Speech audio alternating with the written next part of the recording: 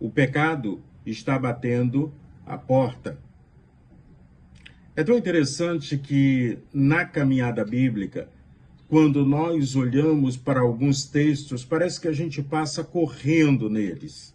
E eu quero chamar a sua atenção ao capítulo de número 4 do livro de Gênesis. Eu sou Cláudio Eduardo, sou pastor e estamos juntos na caminhada bíblica. O Gênesis, uma jornada com Deus que cria, promete e cumpre.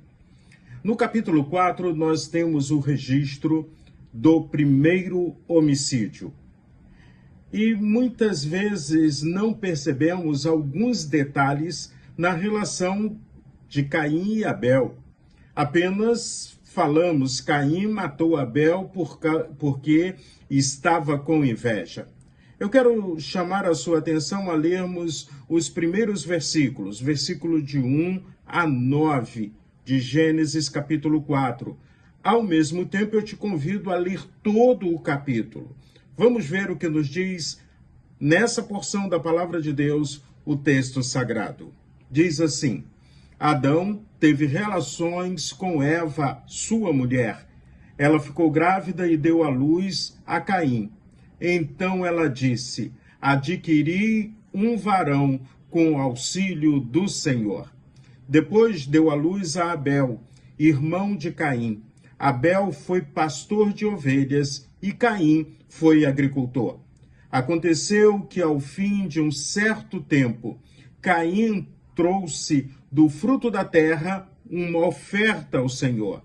Abel, por sua vez, trouxe das primícias do seu rebanho e da gordura deste. O Senhor se agradou de Abel e de sua oferta, mas de Caim e de sua oferta não se agradou.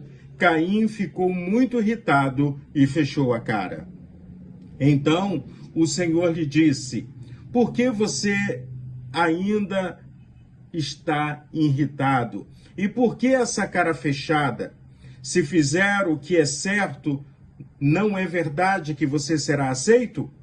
Mas se não fizer o que é certo, eis que o pecado está à porta, à sua espera.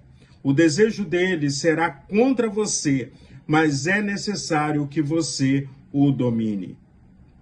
Caim disse a Abel, seu irmão: vamos ao campo. Estando eles no campo, Caim se levantou contra Abel, seu irmão, e o matou.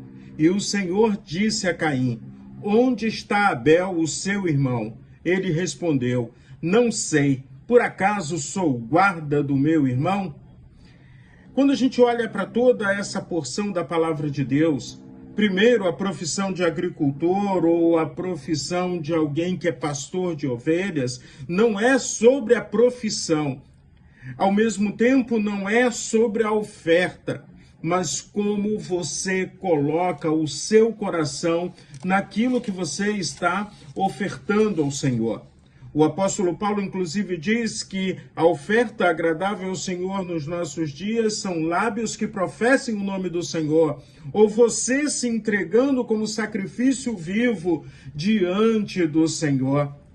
Quando a gente lê esse capítulo, a gente observa que o pecado, ele vai afetando as famílias, afetou profundamente a raça humana. Uma vida para Deus vale mais do que o mundo inteiro, o próprio Jesus nos tem ensinado. Inveja com relação à oferta, nós temos várias passagens bíblicas que vão nos mostrando a maneira como devemos ofertar ao Senhor.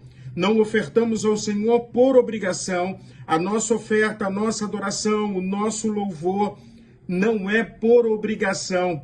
É pelo sentimento de gratidão e amor para o qual temos diante do Senhor. Temos a história triste de Ananias e Safira no início da igreja cristã, que receberam o seu castigo porque estavam com inveja. Nós temos o exemplo da viúva pobre, uma mulher que entrega tudo que tem no gasofilaço, na caixinha de coleta das ofertas, e que Jesus chama a atenção sobre isso. Não é a quantidade, mas a qualidade da oferta que importa. Caim e Abel. Deus diz para Caim que o pecado está batendo a porta, mas ele precisa o quê? Se controlar, controlar os seus desejos e fazer o que é certo diante do Senhor.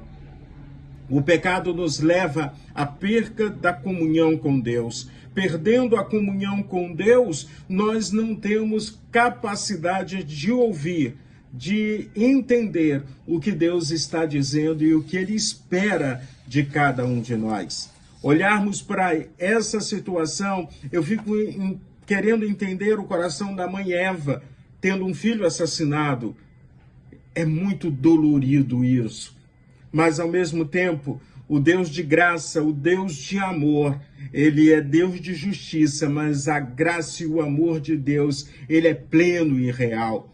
E aí, lá no finalzinho do capítulo 4, diz que, versículos 25 e 26, Adão tornou a ter relação com sua mulher.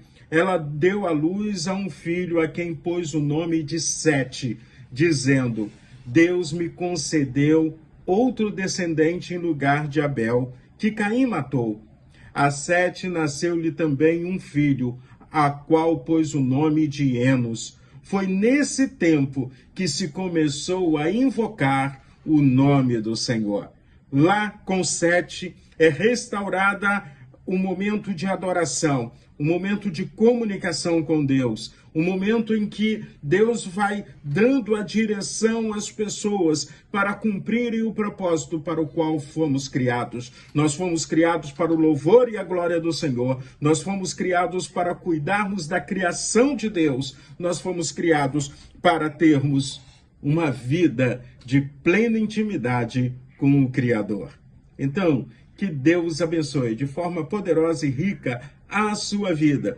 E olhando para tudo isso, que possamos tirar a seguinte lição: o pecado está sempre batendo a porta e nós precisamos controlar os nossos desejos. Graças a Deus, em Jesus Cristo, que nós temos o Espírito Santo que nos dá a direção. Nós temos a palavra de Deus que nos ensina o propósito do porquê estamos aqui. Então vamos caminhar com Deus, vamos fazer diferença neste mundo.